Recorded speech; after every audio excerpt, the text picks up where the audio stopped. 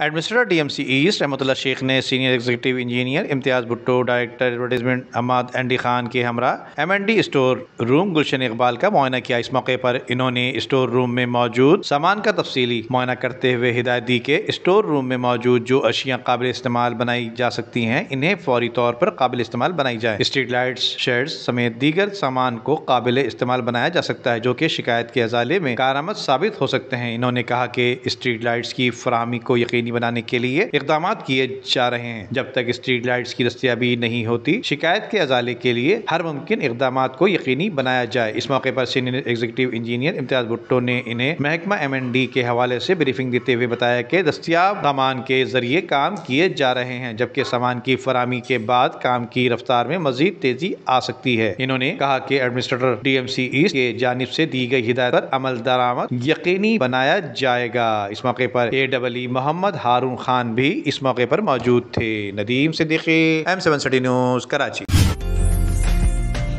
उम्दा में पकाएं और जी भर के खाएं।